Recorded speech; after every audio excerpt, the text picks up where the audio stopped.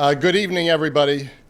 We're live streaming, and so beyond this audience in the room, and we've had a lively book trade outside, so there's been a lot of signing and a lot of good conversation. I also personally want to welcome a few members of the authors group. I don't think it has a more distinguished name than that. And it's this great group that, Stu, I'm going to bring you to next time if you consent, which is at the Old Europe and Wisconsin Avenue once every 6 months.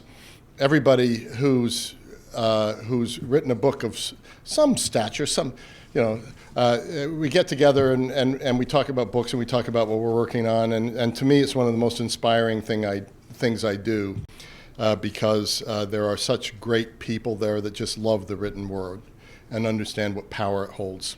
And in that spirit, it is just such a pleasure this evening to welcome you all to this truly special event in honor and appreciation of Atlantic Council Board Director, member of our Executive Committee, Ambassador Stuart Eizenstat.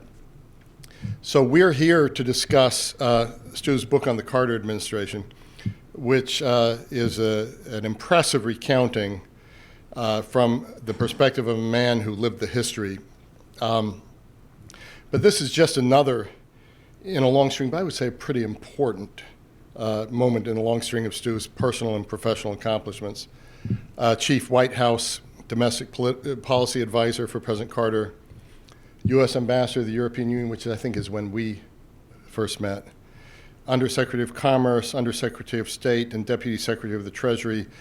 So this sounds a little bit like the resume, if you read it in full, of 4 people. But also what he's been doing for the Atlantic Council could also be 4 people. Executive Committee, I very often turn to him advice on various things. Iran Task Force, Global Business and Economics Program, working on issues across the Atlantic Council on very many things, and so thank you for that as well, Stu. I'm going to read, I wrote a blurb for his book, and I'm going to read it because I wasn't important enough among the blurbists to actually get on the cover. But those of us who are asked to write blurbs don't always read the whole book, and this time I was traveling in the Middle East. I even sent Stu an email from the Middle East, and so I had a lot of time on planes, and I actually couldn't put it down. It was a riveting read by a great storyteller and a wonderful writer, and so buy it, read it too, but most of all buy it, and let me just read what I said in my blurb. With President Carter, the White House years, Stuart Eizenstat has delivered a masterpiece presidential biography as it should be written. Eisenstat's rich narrative is both endearing and unforgiving, tracking Carter from the earliest days on the campaign to his final failed hours of office trying to free Iranian hostages. The author delivers all the fly-on-the-wall authenticity of an insider, while at the same time providing the arm's-length perspective and historical context of a skilled biographer. Do you know how hard that is to do both of those things? I didn't put that in the blurb, but this groundbreaking book should prompt a reassessment of one of our least understood commanders-in-chief. It really is a masterpiece, and it is really worth reading every page of this for all the reasons I cited, but the one I didn't say here is it's just a rip-roaring great read. It's an exceptionally striking work derived in no small part from the thousands of pages of handwritten legal pad notes Stu was so famous for taking during his time in the Carter White House. The seminal work sheds new light on an ill-understood presidency and president whose unique character and style contributed to his accomplishments that far outlived his time in office. And so I think we should all be interested to hear from Stu on that time. And thank you for your time on the board. Your rich experience inside and outside of government have proven an invaluable asset to the Atlantic Council. People prove who they are by what they do that people do see and what they do that people don't see. And I want to thank you for all of your contributions that people don't see. I also want to thank another person who I admired enormously for many years, Dr. Norm Ornstein, for moderating this discussion. He's a resident scholar at the American Enterprise Institute, an intellectual force and revered thought leader on American politics. And so we're grateful to have him here with us tonight. I'm just going to say one other thing before I pass to Stu. Some of you will see me now leave, and it's because I understand Stu Eizenstat so well. It was my daughter's graduation from 4th grade today. We're having a dinner for her where she gets her choice of sushi, and where she was almost in tears at the thought that I might not be there. And so I communicated with Stu, and anyone who knows about Stu's time in the White House, he was known for, with the blessing of President Carter, of getting home and of being with his family and taking care of his family, which when you're in the White House isn't easy to do, particularly when you're also a workaholic, which Stu also is, and gets everything done in the meantime. So thank you for your understanding of that. I'm going to go stage left to be with a daughter who's just graduated from 4th grade. And for Stu Eizenstat, there's actually no competition in that, because he's just so self-aware as a family man and as a person who loves his family as much as he loves his country. So with that, let me invite Stu on the stage to make some opening remarks.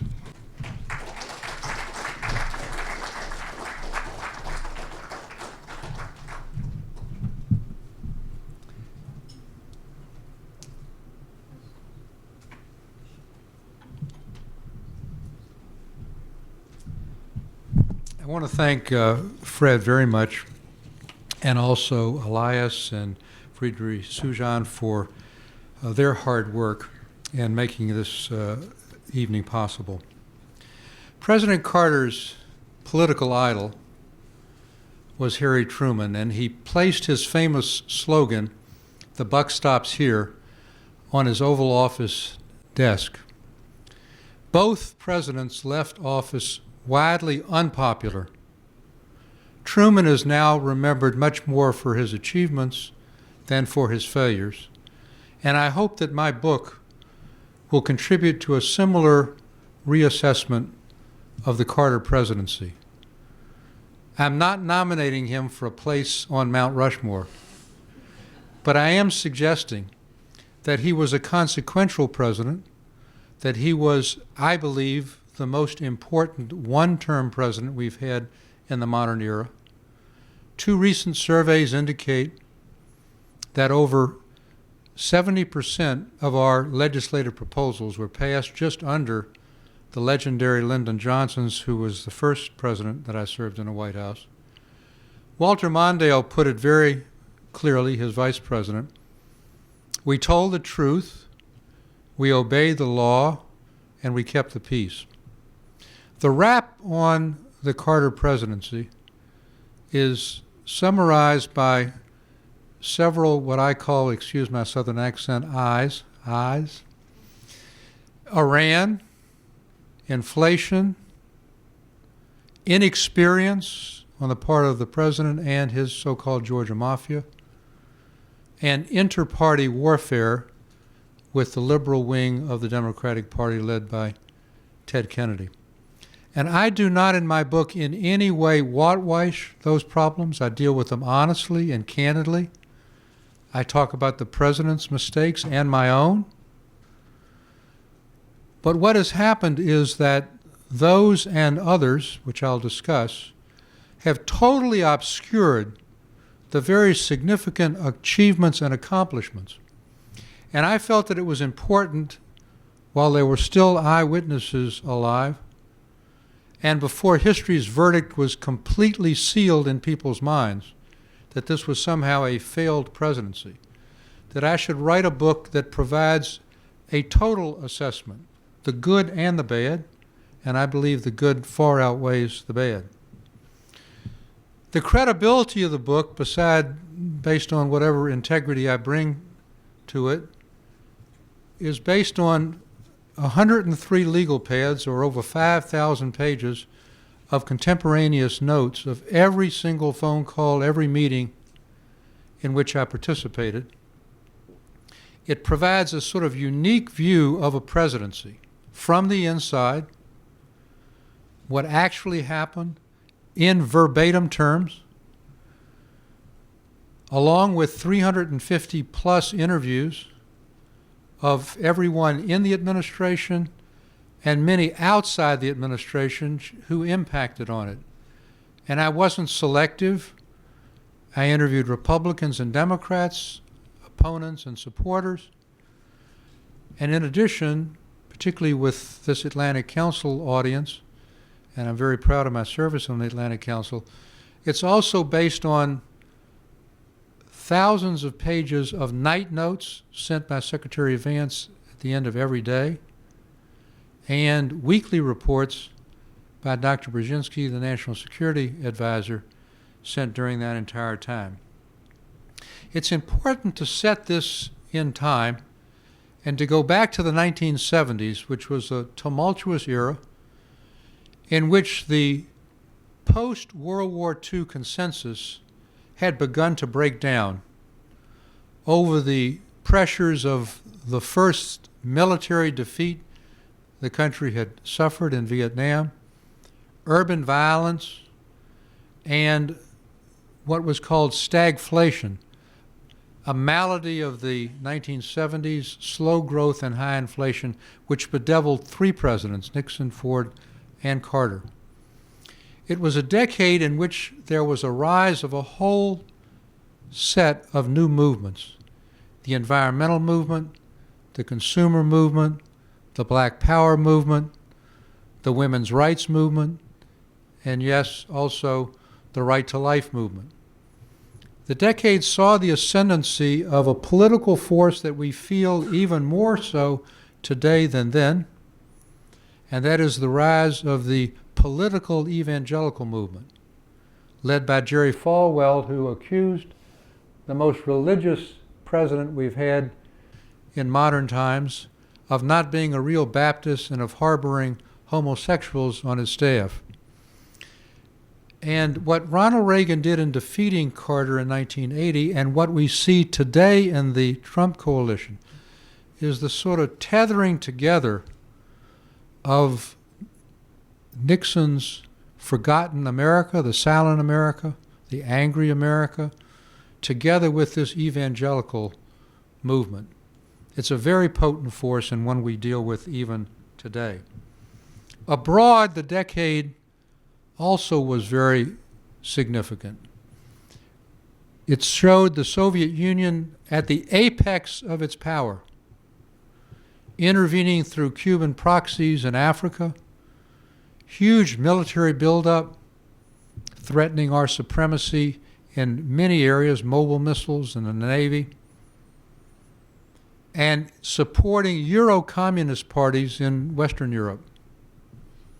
It was a decade in which a new power, more on that shortly, had begun to rise with China. It was a decade in which we saw the first Islamic revolution produce the first Islamic State.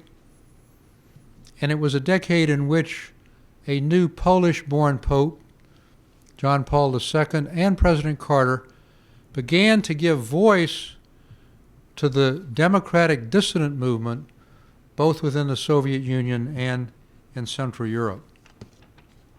Let me briefly take you through the domestic achievements, because I want to spend more time on those abroad because of this audience. But it's important to put the domestic achievements out there because they're so very real. The energy security we enjoy today, the reduced dependence on OPEC oil, is significantly due to three major energy bills that we passed, which deregulated the price of natural gas and crude oil, encouraging domestic production, put conservation at the center of American consciousness, and ushered in the new era of clean alternative energy, solar and wind, with tax credits, but also putting even a solar panel symbolically on the White House roof, which didn't last past the first few days of the Reagan administration, but it was symbolically important. And he hammered out this extremely complex, difficult legislation, appropriately by something we would never see today, by having 2 conservative Republican senators and 2 liberal House members, Democrats, come together to agree on the crucial issue of natural gas deregulation appropriately in the map room of the White House while FDR charted the course of World War II. He was also a great consumer champion, appointing not industry stalwarts to regulate the industries from which they came, as today, but rather true consumer advocates, many from Ralph Nader's organization, and buttressed that with major legislation that transformed our whole transportation system, deregulating trucking and rail and airlines, and making airlines really available to the middle class, democratizing air travel. The JetBlues, the Southwests would have great difficulty entering the market today were it not for Jimmy Carter, and we went beyond that, deregulating telecommunications, opening the new cable era. And for those of you, I'm not one of them, who enjoy local craft beers, we even ended the Prohibition-era restrictions on competition with the big beer companies. So this deregulation was a tremendously important thing to make the economy more innovative and more competitive. The results were much more evident after he left office. He was also the greatest environmental president since Theodore Roosevelt, doubling the size of the national park system, which TR had initiated through the Alaska Lands Bill, taking on the fierce opposition of the Alaska delegation, which wanted the whole state open for oil and gas exploration, and concluding the deal by laying out a giant map of the state on the Oval Office floor with Senator Stevens, the senior senator, Republican senator, and pointing out to him every river, every mountain stream, what would be in the national park, what wouldn't. And Senator Stevens said afterward he was amazed that the president knew more about his state than he did. We ran and won in 1976 significantly because of Watergate, because of a desire, as he put it, I'll never lie to you, of someone who would be outside of Washington and bring ethics and morality to the White House. And this was not just a slogan. The 1978 Ethics Act is a landmark which is relevant today, as important as ever, requiring disclosures of assets going in, limiting gifts while you're in office, restricting lobbying going out, created the Inspectors General, which every week you can look at the Washington Post, there's always an Inspectors General report about fraud, waste, and abuse, and importantly, creating the Office of Special Counsel. Sound familiar? We did that. 2 anecdotes to show the importance of it. One was the gift rule. It was a $25 gift rule that I got caught up in. There was a profile done of me in a business magazine saying, not totally accurately, that I had a great love for the little penny Tootsie Rolls that we all may have had as kids. And so I got from the Tootsie Roll Company a mammoth box, I mean like a lifetime supply of Tootsie Rolls. And having young kids about the age of Fred's, I would be father for life, only to find that the council felt it might be worth more than $25, and damned if he was going to count every Tootsie Roll to find out. So I had to write the Tootsie Roll Company CEO back and explain our new moral, ethical standards. Sorry. Case was not closed, however, because a year or so later there was a profile in another business magazine of the company, and the CEO of the Tootsie Roll Company said Eizenstat tried to have it both ways. He sounded high and mighty. We opened the box, it was empty. And we're still trying to find a Secret Service agent who stole my Tootsie Rolls. But more seriously and more relevant today is that the first target, remarkably, the first target of the special counsel was none other than the president's own chief of staff, Ham Jordan, who was falsely accused by Roy Cohn, the hatchet man for Senator McCarthy and an early mentor of our president, of snorting cocaine at Studio 54. Totally false. But During that entire investigation, President Carter never once criticized the investigation. He let it go forward, and Ham was cleared. I'll let you draw the comparisons. Also, this Southern president from the Deep South appointed more women and more minorities to federal judgeships and to senior positions than all 38 presidents before him put together. Anybody seen the RBG documentary? She says, I'm on the Supreme Court because I was appointed to the Court of Appeals by President Carter, and that's exactly what Stephen Breyer has said, who was Kennedy's aide, in my interview of him. Carter and Mondale also created the modern vice presidency after they both saved New York City and Chrysler from bankruptcy. He took a position in total disrepute. And after the election, Mondale said, here are the things I want to try to become a real partner, not just an afterthought like other vice presidents, like access to all classified documents, access to all meetings, one-on-one lunches between the two of them every week. He checked every box and then added one more on his own initiative, giving the vice president for the first time an office in the West Wing, just down the hallway from the Oval Office. And as in real estate and politics, location is important. And it was symbolic that he was going to be a real partner. Maybe we'll save this for the question period, but remarkably with that partnership, he came within an eyelash, and I'm the only White House staff person who knew it, and it's recorded for the first time in this book, to come within an eyelash of resigning, or at least not serving on the re-election ticket. More on that later. In many ways, his most courageous domestic decision was the one that was the most painful.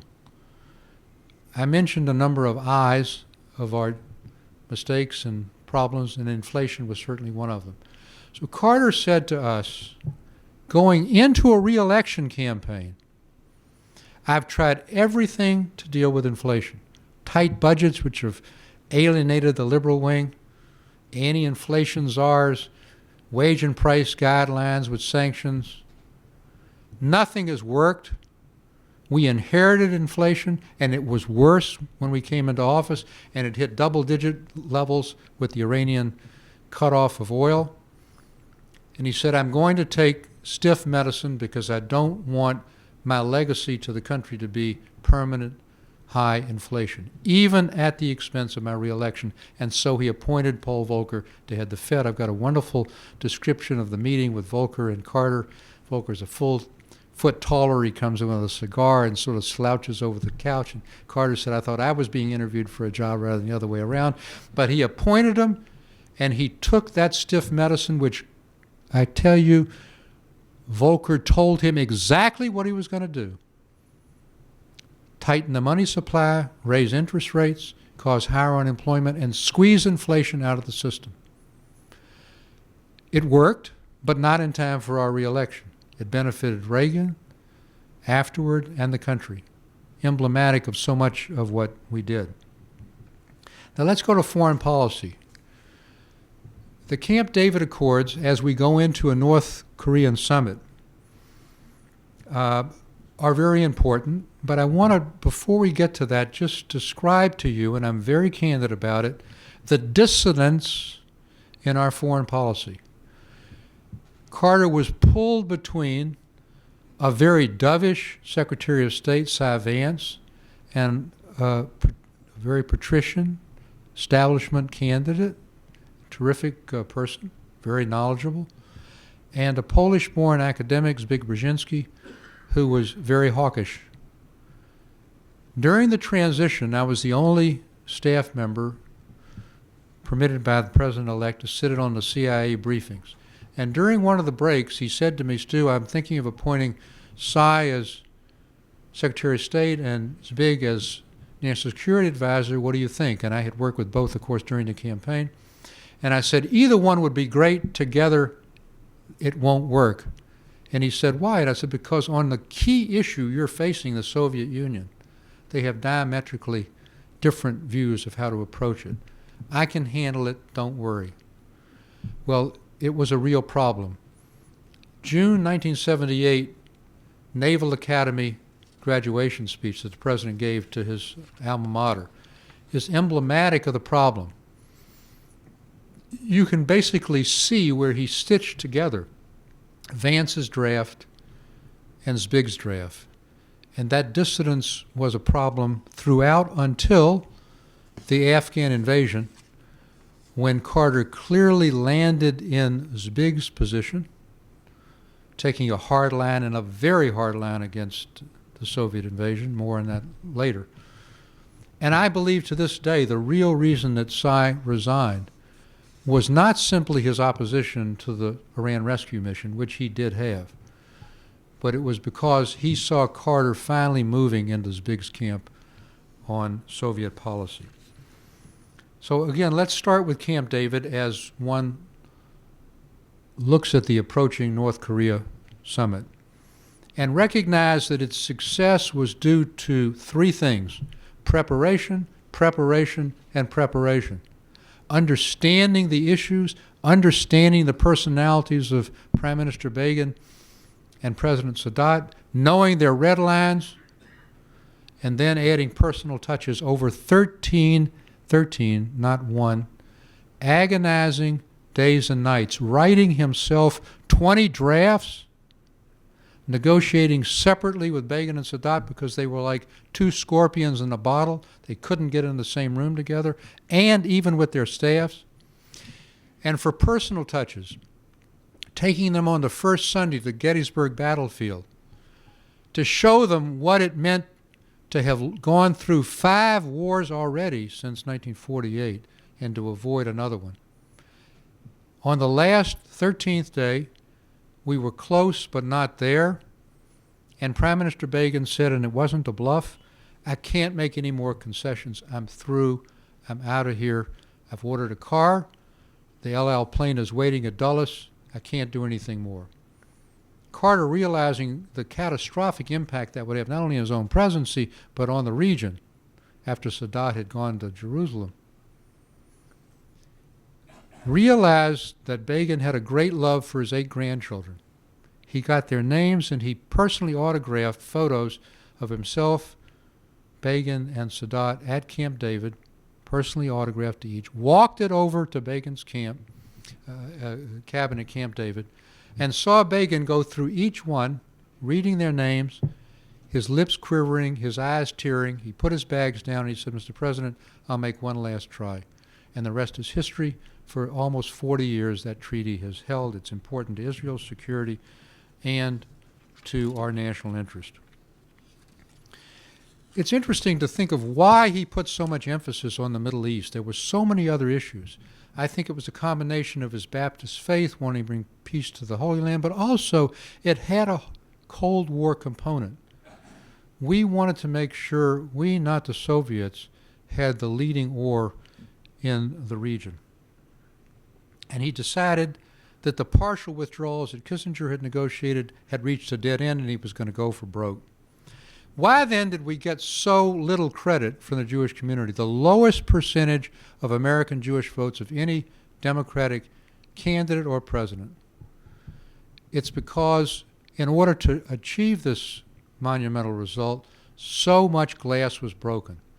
F-15 sales to Saudi Arabia, joint communiques with the Soviet Union, which alienated the Israelis, and, by the way, alienated Sadat. That's the real reason I think he went to Jerusalem, because he realized a joint USSR Geneva Convention would be a disaster. He'd never get the Sinai back.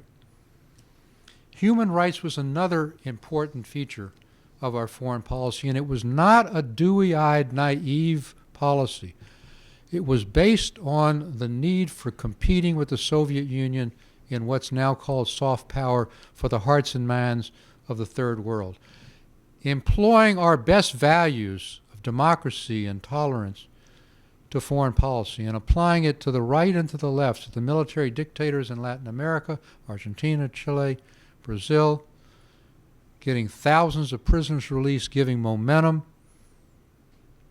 to the democratic movements there, and combining it with the Panama Canal Treaty, which was extraordinarily difficult to negotiate, to create a new era in Latin U.S. relations. And with the Adrian Arts Center here, we wouldn't have the relationship we did, as fraught as it is with some countries, had it not been for that one humorous story. Getting 2/3 of the Senate to back the Panama Canal Treaty, which most people thought belonged to us, was incredibly difficult. A profiling courage would never happen today. The Senate Minority Leader, Howard Baker, who supported it, knowing it would end his presidential ambitions. And one unexpected supporter was none other than Senator Hayakawa, the vigorous Republican opponent from California, who once said, "The Panama Canal is ours, we stole it fair and square." How did we get his vote? Mondale realized that perhaps he could appeal to his vanity. And so he got Carter and Hayakawa on the phone. Hayakawa said, "Mr. President, I'm willing to consider supporting this treaty under one condition." "What's the condition?" "That every 2 weeks I get to see you in the Oval Office to talk about foreign policy." And the president said, "Oh, Senator, I wouldn't want to limit you to just 2 weeks." And so flattered, he voted for it. Carter never had to see him again. We also added hard power in dealing with the Soviet Union to the soft power of human rights. We began the first post-Vietnam increase in defense spending. All the major weapon systems which flowered under Reagan, the stealth bomber, the MX missile, and so forth, initiated with us. We raised defense spending, got NATO to do it as well, and then employed a very, very tough set of sanctions after the invasion of Afghanistan by the Soviet Union on Christmas Day, 1979, Olympic boycott, grain embargo just before the Iowa primaries, economic sanctions, and arming the Mujahideen, as Reagan then continued. Nixon and Kissinger deserve all the credit for reaching out to China. They did not establish diplomatic relations to China because of the force of the Taiwan lobby inside the Republican Party. We did. The Taiwan Relations Act is the product of it, and I was in the cabinet room for the first meeting between Deng Xiaoping, all 4'11" of them, kept saying, "How can this little guy control 1 billion people?" And we're in the cabinet room with the president, first meeting. He thanks the president for restoring diplomatic relations, and then, if this sounds familiar, says, "What I really want now is I want our products to get the lowest tariff levels that you give to your most favored trading partners." And he said, "I know I've read the amendment, the Jackson-Vanik Amendment, that restricts that for countries that limit immigration. But unlike the Soviet Union, we don't limit immigration." And he took a little White House notepad and a piece of paper, pushed it over to the president, and said, "Write on this piece of paper, Mr. President, how many Chinese you'd like us to send you each year, 1 million, 10 million? And the president laughed and said, "I'll tell you what, let's make a deal right here. I'll accept 10 million Chinese a year if you'll take 10,000 American journalists a year." Neither had to deliver on that promise. The transatlantic alliance, which is the heart and soul of the Atlantic Council, was extremely important to the president. We did not believe in zero-sum games in dealing with our allies. We believed that a stronger Europe and a stronger set of allies would make for a stronger United States. It was not a beggar-than-neighbor policy. He got NATO to modernize and pledge to increase defense spending by 3%. Now, we had two very difficult decisions with our European allies on defense. One was a catastrophe, and one was a success. The catastrophe was the so-called neutron bomb, which we were trying to deploy. Carter had gotten the funding for it, although he had some moral concerns about it, in Europe. This was called by opponents a Frankenstein weapon, high radiation that would kill people like the Soviet troops and leave buildings intact. Hard to understand exactly the logic of that, but that's what it did. And The Europeans were bananas against it. I mean, there were demonstrations against Carter, against the U.S., and Helmut Schmidt in particular was caught in the middle. So Carter came up with what he thought was a way out of this for his own moral qualms, which was, I'll support it if we can get the Europeans to positively support the deployment, knowing they wouldn't. Well, the fact is, through months of hard negotiation by Vance, Harold Brown, the Defense Secretary, and Zbig, they got that approval and gave it to Carter, and he blew up. You didn't keep me informed. They did. Now what am I going to do? He cancels the NATO summit at which this is going to be announced and kill the project. And Schmidt was absolutely off the wall. And in an interview with me for the book, Schmidt said he made a fool out of me. He got me out on a limb and then sawed it off. On the more positive side, in order to deal with the new SS-20 mobile missiles of the Soviet Union, we did need to deploy what were called tactical nuclear weapons in Europe. And here a great success occurred.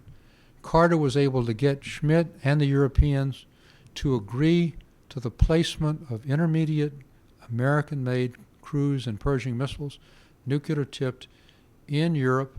They were the ones on the front line. There were still demonstrations against us, but they ended up accepting them.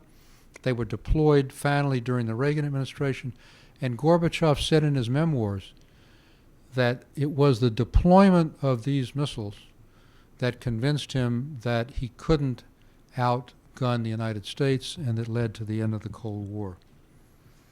Diplomatically, we worked with a terrific ambassador to Gardner in Italy to undermine Eurocommunism there. And as we again look at the forthcoming summit in North Korea, two experts, Putnam and Henning, have written a book about the G7 summit in Bonn as a classic example of a summit that worked. And Carter was able to get a tripartite agreement. He got the Germans and the Japanese to lower their taxes and stimulate their economy. He agreed in return that we would end Nixon-era price controls on crude oil, so we were paying world prices, taking some pressure off the dollar. And he got the French to agree to the Tokyo round of liberalization.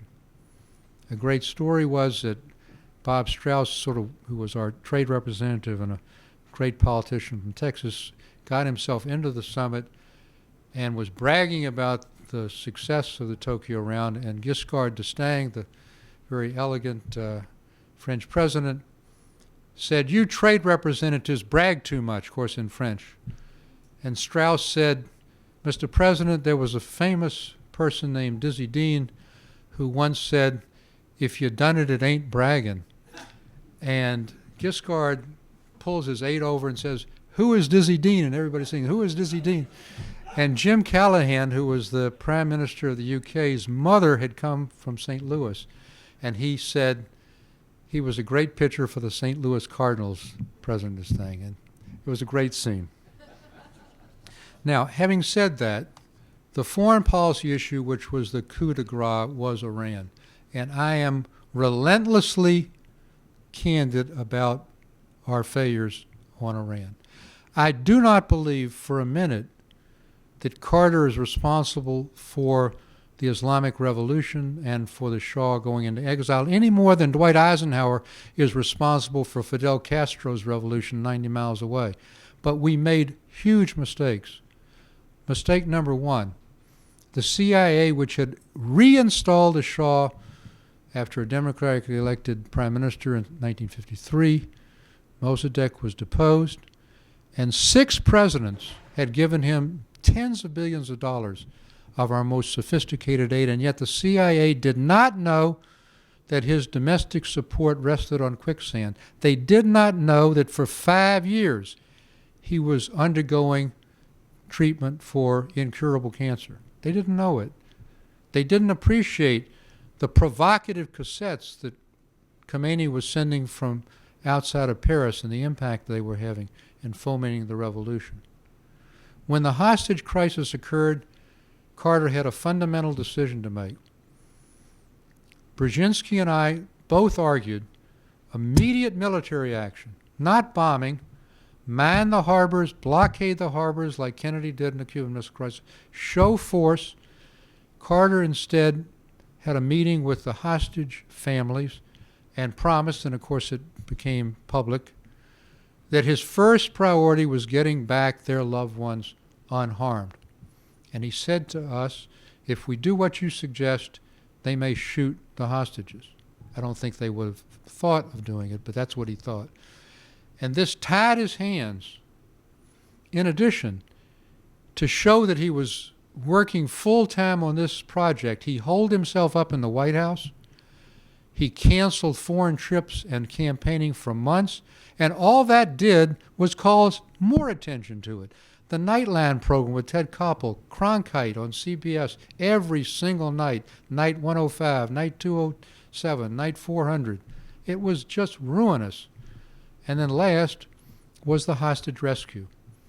And this was highly complex, I think too complex to work. There was some but limited practice by 4 military services that were not used to working together. There was no joint command as was created afterward. And when one of the helicopters crashed into the C-130 cargo plane and killed 8 American servicemen before we even started the rescue, the flames from that catastrophe really engulfed the administration and ended the administration in many ways. Now, my book is not just a book about policy. It's a book about people. There are rich profiles in this book that could come out of a Shakespearean play, from the villainous to the humorous, from the uplifting to the tragic. Time doesn't permit, obviously, much of a discussion, but I'll just give you one or two, concluding with Carter and then concluding the book. His mother was a really inspirational person, Miss Lillian. As a young person, registered nurse in the rural South, she treated equally black and white people with health care. At age 68, she joined the Peace Corps in India. She was a fierce defender, obviously, of her son, and when he was running on the theme, I'll not lie to you, a New York reporter came down to interview her and said, now, Miss Lillian, surely you know that your son must have lied. And she said, of course, he told white lies all the time. Well, what, Miss Lillian, do you mean by a white lie? And she said, well, you remember when I said how wonderful it is to see you come down from New York to Plains? That was a white lie. Russell Long was chairman of the Senate Finance Committee, through which all of our legislation went. Incredibly colorful guy. And he told me the following story. He was, of course, son of Huey Long, the famous kingfish, but he was also the chief of staff to Uncle Earl, his father's brother. So before one re-election campaign, he calls all the parish leaders in and says, boys, you've got to turn the vote out for me. I'll give you bridges and hospitals and everything else. If you do it, he wins. They all come lining up for their payoff. Russell knows the state doesn't have anything like the kind of money to afford it. He goes in to see Uncle Earl and says, what must I tell them, Uncle Earl? He said, Russell, it's very simple. Just tell them your Uncle Earl lied. And he was a transactional politician and couldn't understand why a moralistic Southern president couldn't do business the same way. So let's conclude with Carter himself. He was an enigma in many ways. Here's a guy who came from a gnat-infested hamlet of 500 people.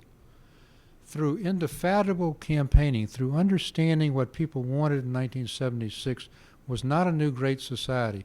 It was honesty and integrity. And he ran on that general theme. And he made it all the way to the Oval Office and had many successes. He was in many ways the first new Democrat, moderately conservative on fiscal issues, progressive on race and poverty, an internationalist, progressive internationalist on foreign policy. And yes, he was, in fact, too bogged down oftentimes in reading too many appendices, too many memoranda before decisions. But you know, over the years, I've begun to think maybe that's less of a problem in making decisions than those who don't use any. So in conclusion, I take you deeper into the presidency, into the White House, not just from this president, but any president. You understand the pressures, the hothouse atmosphere, the difficulty of making decisions when there are no really good options. And so I think what you'll find is someone who handled those pressures very well, and if he doesn't deserve to be on the face of Mount Rushmore, he at least deserves to be in the foothills along with other presidents who have done important things for their country and for the world. Thank you very much.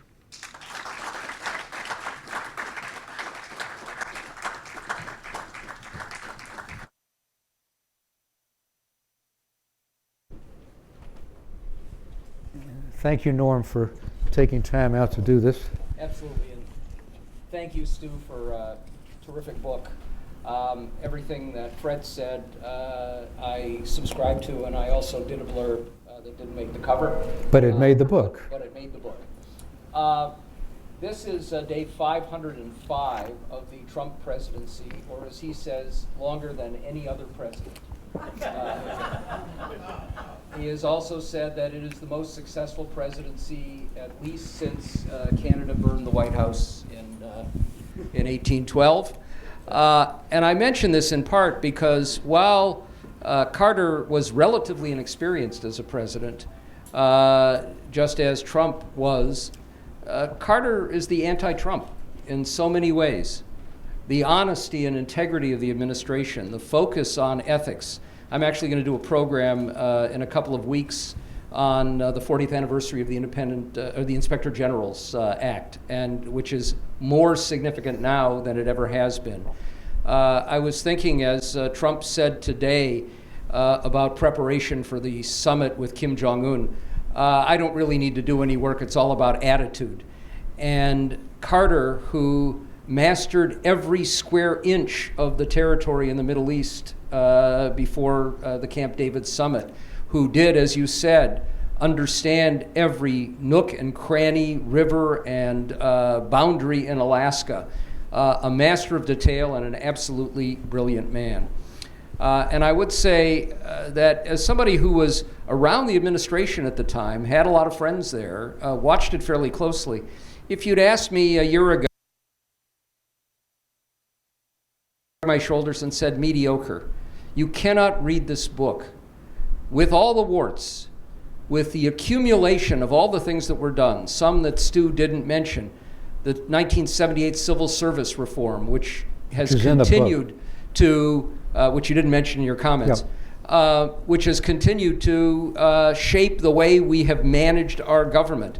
The 40th anniversary we just had of the Food Stamp Act, which was a dramatic change in providing a safety net, now unfortunately being shredded.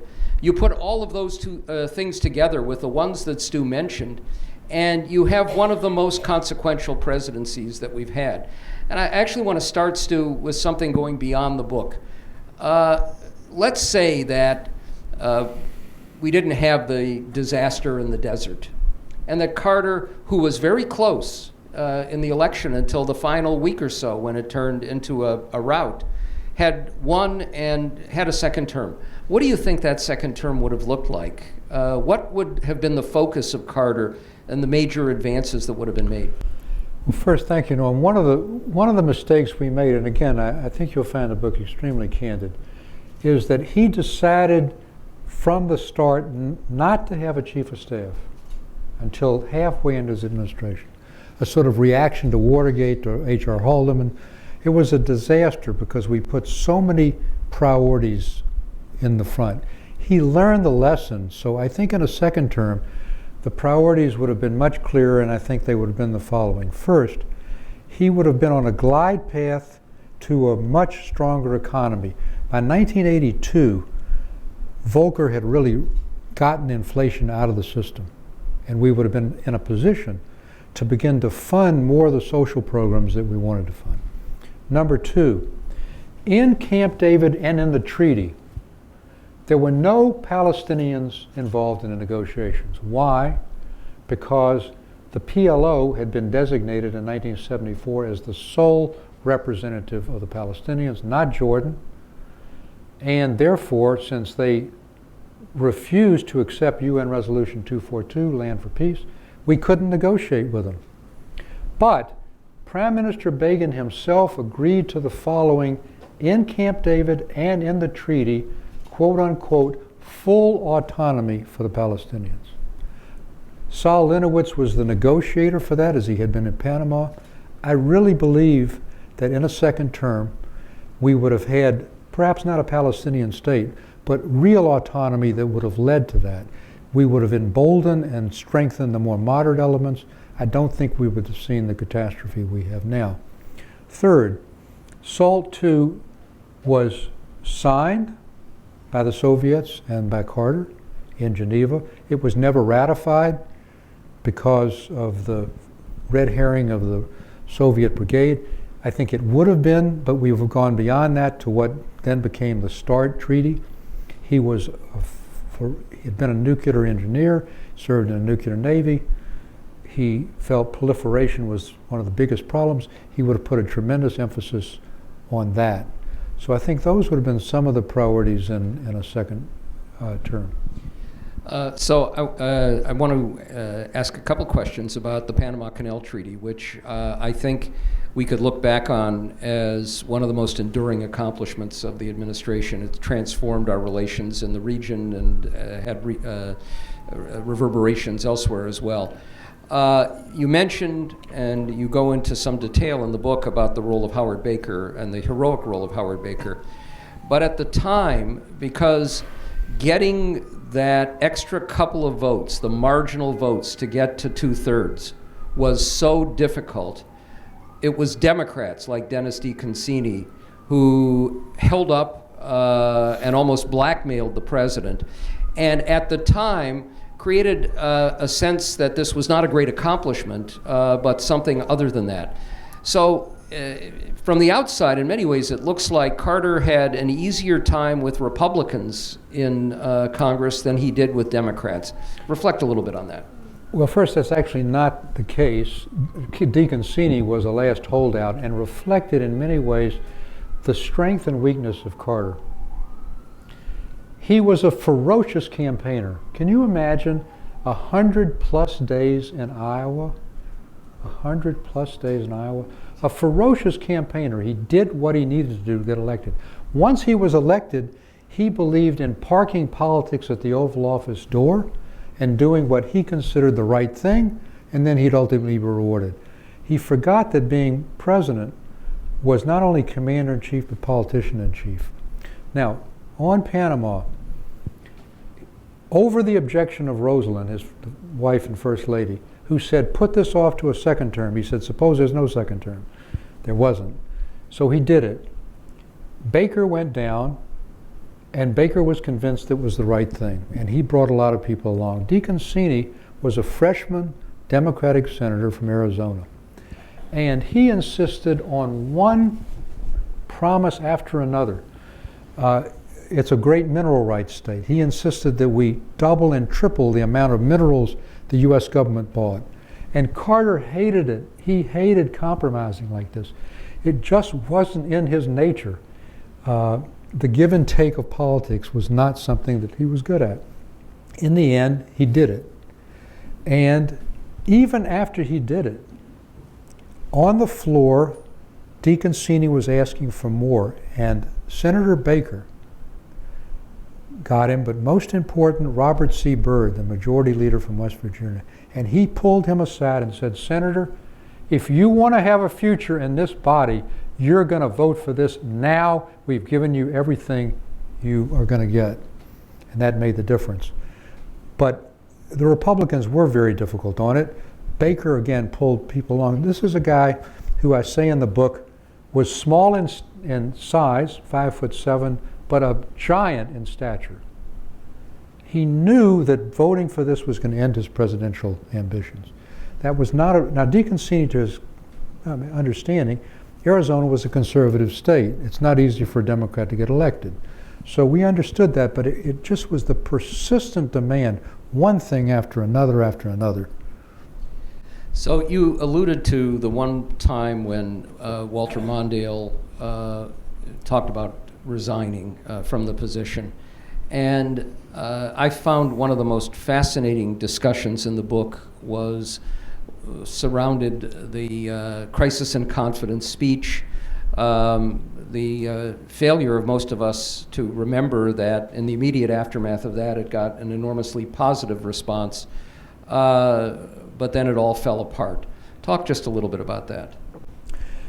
Carter comes back in 1979 from a G7 summit in Tokyo. Dog-tired, polls down. We had written an energy speech for him to try to deal with the gasoline lines and explain why this was happening. He comes back and said, and by the way, he was going to go to Hawaii on a vacation. And I wrote him a memo and I said, for God's sake, if the press shows you on the beach while people are waiting in line for gasoline, it's over. So he reluctantly comes back and cancels the energy speech. And we all said, you can't cancel a speech, it's been announced. I'm canceling the speech. What reason are you going to give? The president doesn't want to give it, that's the reason. So he goes to Camp David, spends almost 2 weeks there, gets the best and the brightest to come give him advice on writing his presidency. That exercise is over. We then have to write a speech. So we're in Holly Lodge where Camp David Accords were negotiated, this huge conference table.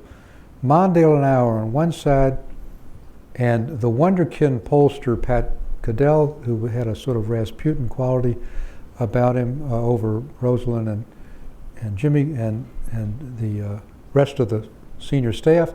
And he had convinced them that the reason Carter's popularity was down was because America was narcissistic. There's this guy, Joseph Lass, who had written a book on it, that we cared too much about ourselves and not the country. And Mondale went nuts. I mean, this is a quiet Norwegian guy. I mean, his veins were bulging. If it hadn't been a big table, he would have choked Caddell. He said, that is the biggest bullshit I've ever heard in my life. The reason why we're unpopular is because we've got gasoline lines, we've got double-digit inflation, we've got slow growth. It doesn't have anything to do with narcissism. Carter, in the end, adopted Caddell's notion. We modified it. We did marry with it the energy thing as the way to get us together. Ironically, and contrary to Mondale's and my own best judgment, the speech was a brilliant success. Carter's polls go up 17% in one day. His honesty sort of touched things, and he quoted in the speech, by the way, some of the critique he had gotten during those 12 days or so from the high and the mighty, one of whom was a young 32-year-old first-term governor from Arkansas. Sound familiar? And what was his advice, which I quote in the book? I mean, I had it in my notes. Mr. President, what you need to do is be happy, be buoyant, love people, love politics, be positive. That's what people want to hear. Okay, so he gives a speech, tremendously popular. The lady in the mailroom at the White House, the old executive office building, who had been there since FDR's time, said she had never seen such a profusion of genuine letters, not just postcards, long letters. Mr. President, you've touched us. What does he then do? He steps on his own applause line by asking for the resignation of the entire cabinet.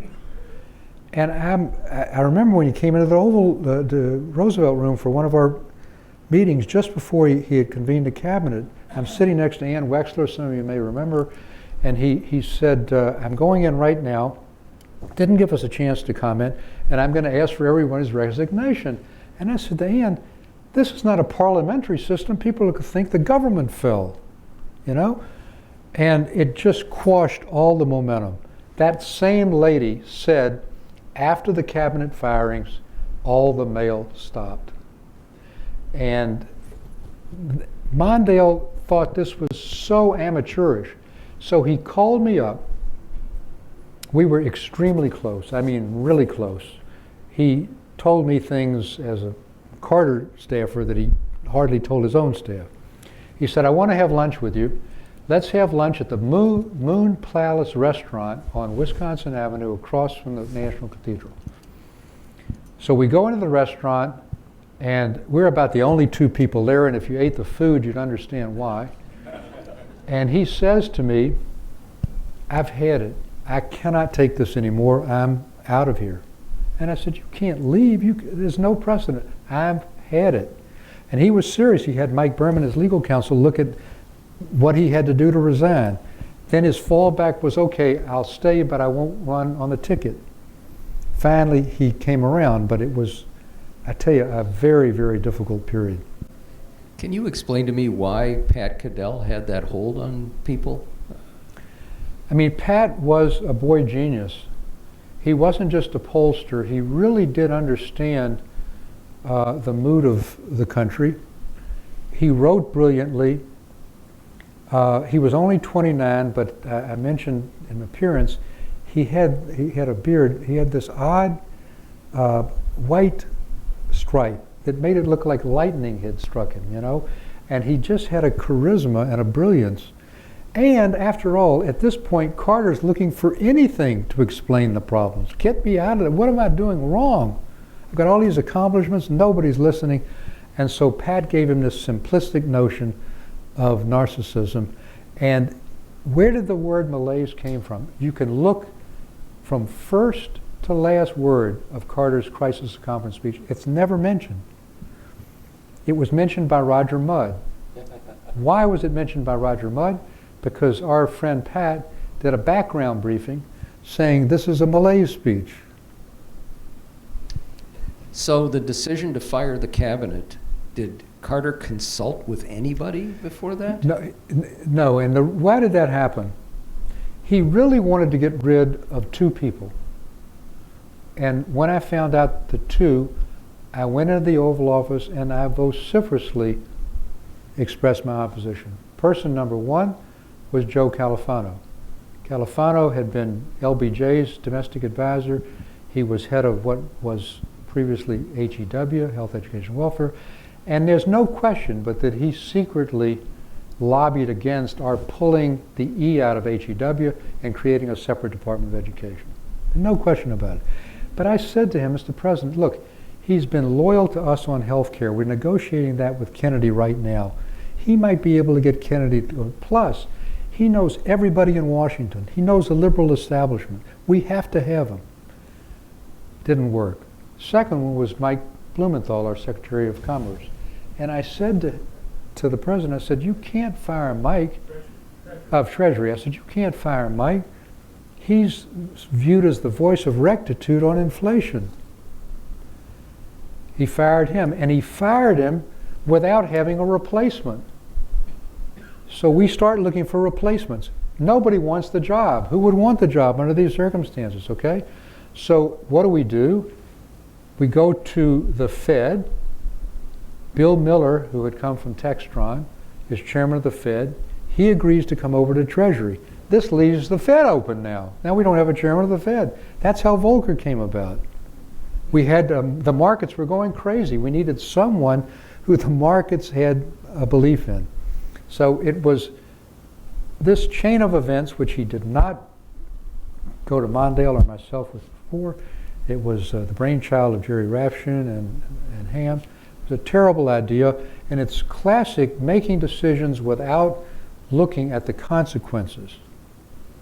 So I don't want to end this part of the discussion without noting two things. One is, I have never read a presidential biography or analysis by an insider that is so candid in pointing out the drawbacks and the problems as much as the successes. And while we focused on some of those at the end, it is really important to realize that the cumulative effect of this book is what has to be, for anybody who didn't see this presidency in that light, a reassessment that it's far more consequential and significant in a positive way than we had thought. And now questions from the floor. Please identify yourself. And So permit me, as you're about to ask a question from the floor. It is. So Russell Long told me one other story. His father the Kingfish, the governor of Louisiana, comes home stone cold drunk when Russell's just a young boy, and he, with a great difficulty, gets a shaky hand and gets the key in the keyhole to the front door of the governor's mansion to open, and then collapses on the foyer. And Russell, a young boy holding on to Mama's apron string, sees his father, the governor of the great state of Louisiana, and Mama's waiting for an explanation as to how this state of affairs could have occurred.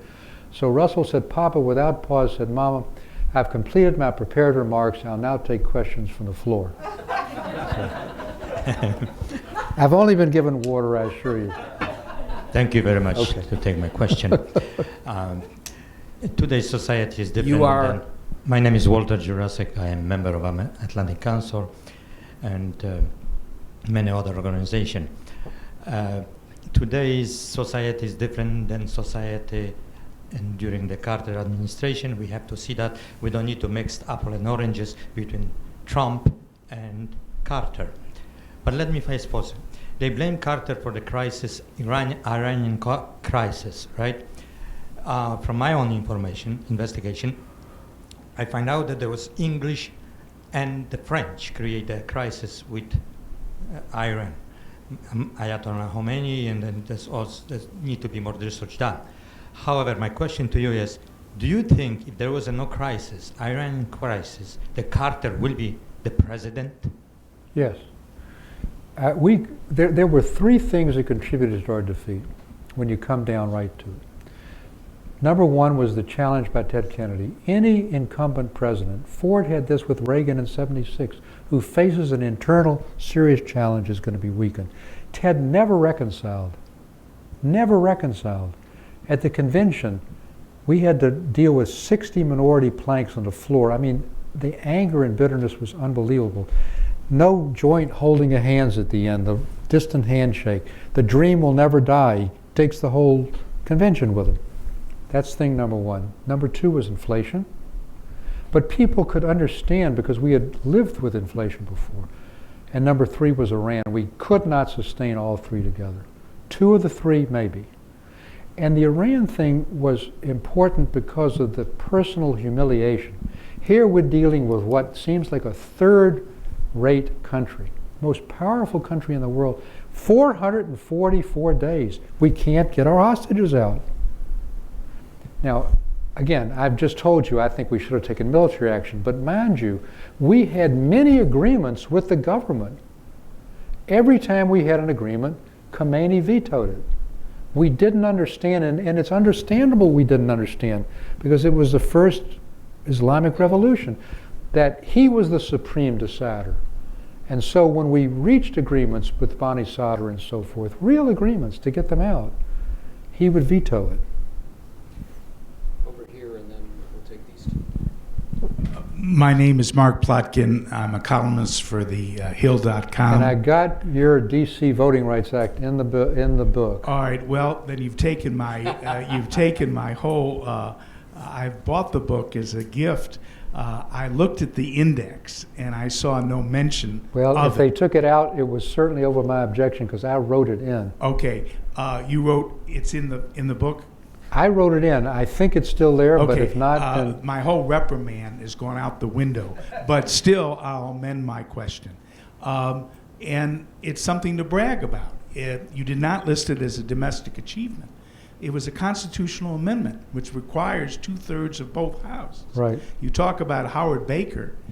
19 Republicans voted for the fact that where we are, the District of Columbia, the last colony, 700,000 people are denied representation in their national legislature. Jimmy Carter, in August of '78, got overwhelming numbers in the House, and 67 senators voted for this proposal, including such leading liberals as Strom Thurmond, Barry Goldwater. Now, some cynical people say when it went out to the state legislatures, I'll get to the question. Yeah, they knew it would fail, and only 16 states ratified it. Why don't you? I'll frame it in a question. I'm pleased that it's in the book. We've talked about this before. Tell me why you don't get more credit for that.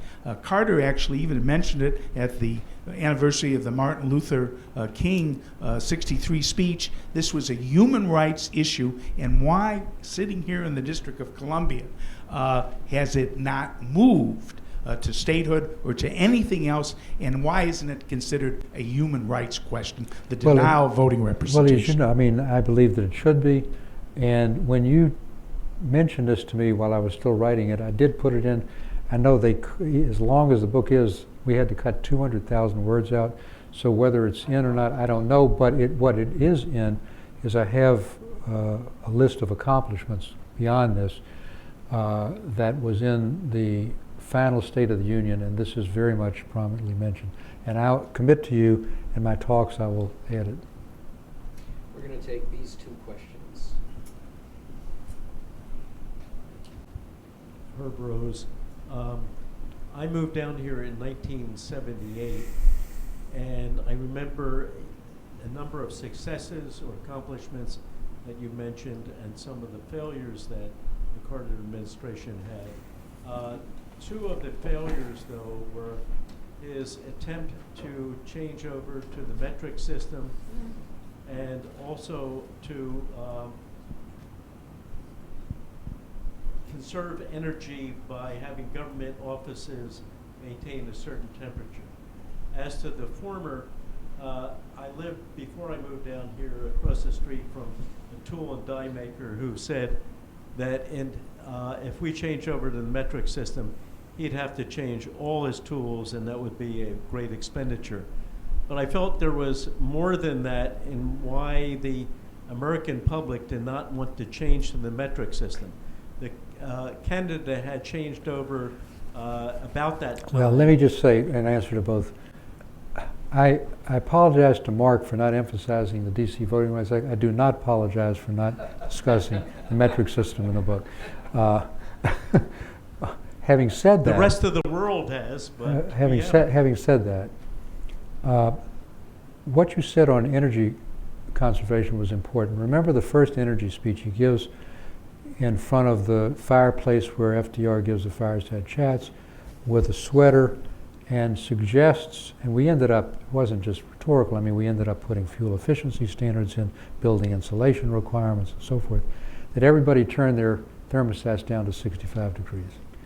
And this was so much Jimmy Carter. I mean, there's a sort of Jeremiah quality to him. You know, his favorite philosopher was Reinhold Niebuhr, who said, the sad duty of politics is to do justice in a sinful world. And this was sort of part of it. I mean, you can't imagine Bill Clinton saying, let's turn down our temperature to 65 degrees. And in the end, the one federal building which very quickly changed that was the White House, because Roosevelt said, I am damn cold, and we're not going to keep this at 65 degrees. And Only I've a got that man in would the say book. that, 65. Well, the hot water was turned off. That's right. Yes, yes. Thank you very much. My name is Raghubir Goyal. I'm a journalist, and I was there then in the White House, and still I'm there today with India Globe in Asia Today. My question is, do you blame the media in any way as far as during Carter presidency? And also at the same time, second question or part of it, do you think that President Carter was influenced by his mother Lillian, who was in Peace Corps in India, to visit India, and he became the first president to open the door US and India relations? Thank you, sir. Yes, he was very much influenced by, although his mother went to India later, her interest in India was evident and was important. On the press, this is really an important issue. No one could have gotten worse coverage than Carter did during the Iran hostage thing. We had persistently negative press. We handled it in two ways. Number one, every Saturday morning, we called the local and regional presses in from around the country to go over the head, or maybe we should say underneath, the Washington Post and New York Times and so forth, to try to get our story out directly. But second, and critically important to today, as much as he disliked the treatment he got, as many scars as he had, he respected the role of the press. No fake news, no berating of the press. You know, that the press had a role to play. He damn sure didn't like it a lot of times, but he respected it. And that's really an important difference than what we have today. Bob, maybe one last question, my good friend from. Yeah, having worked on welfare reform, which I don't know whether you, I've read a lot of the book, but I don't know whether you've covered in I do, absolutely. I have a big section. Okay, so when the bill first came out, and thus those of us on the Labor Department were pushing the jobs agenda, which he embraced, it kind of got a lot of editorial support. There was broad-based notion, the principles of last resort employment and people wanting people to have jobs and so on. And then it sort of slowly eroded. Maybe you could Yes, give your perspective so on that. what happened to welfare reform? Remember what Bill Clinton did successfully with a Republican Congress. Why did welfare reform fail? It failed for the following reasons. Number one, this lack of discipline for such a disciplined president in setting priorities. Norm, at the same time we were trying to get that, we had tax cuts and tax reform. We had Panama. We had the energy bill. I mean, Congress just couldn't concentrate on it. And Tip O'Neill said to him, and by the way, we had leadership breakfasts every single week with the Democrats and every month with the Republicans. But at the leadership breakfasts, they begged him to set his priorities. And he said, I don't want to do it, it'll anger those who I don't put at the top. So it got buried. That's number one. Number two, what was welfare reform? Joe Califano and HEW thought it was an income issue. Let's give more income, more cash benefits, more earned income tax credits. And the Labor Department wanted it to be a jobs program. And so, just like we did with foreign policy, we married the two, and each sort of weighed down the other. He didn't want to make a choice between a jobs program. I think a jobs program would have been much better, much more saleable. So that's the second reason. And the third was not understanding how really politically difficult this was. So let me give you one example, and I mentioned it in the book, again with Russell Long. Russell Long is in the cabinet room, we're discussing welfare reform, and here's what he says, quote unquote, if welfare reform means giving more money to brood mayors so they can have more kids, I'm against it. That's what he thought of welfare mothers. Now we did do the food stamp thing, ending the requirement for prior purchases and so forth, was a landmark. Yeah. Head Start and all of these things. So we tried to do the best we could. We could never satisfy the liberal wing. We just couldn't. It was a horrible environment. I mean, budget deficits, high inflation. We did as much as we could, and Mondale and I would come in at the end of each budget cycle. We'd sit in his private study, and we would get him to add back $1 or $2 billion to keep programs, to try to keep some peace in the liberal camp, but it was never enough. It just was never enough. And that's a lesson for 2020, by the way, as well. Just finally, did Ted Kennedy ever apologize to you, or did he have second thoughts? So here's a great story to end with. The fact is he never apologized, although I'm the only Carter administration person he asked to be interviewed for what became his library. So here's what happened. We lose the election. Ted calls me up in the transition out. Stewie says, I got a favor. I want President Carter to appoint Stephen Breyer to the First Circuit. There's a vacancy in the First Circuit Court. And you know Steve, he's a brilliant professor from Harvard Law School. He worked with you on airline deregulation when he was on my staff. I said, you don't have to sell me on him, but there are two insurmountable problems. What are those, he says? Well, problem number one is there's no love lost between the president and you because he thinks that you helped divide the party and never reconciled. He said, that's why I'm asking you rather than him. He said, what's the second problem? I said, the second problem is we lost the Senate also. Strom Thurmond's could be the new chairman of the Senate Judiciary. Why in God's name would he want a liberal Democrat to have a lifetime seat on the First Circuit? He just has to wait till Reagan comes in. You take care of Carter, I'll take care of Thurmond. So I come in with my legal pad. I got 10 reasons why.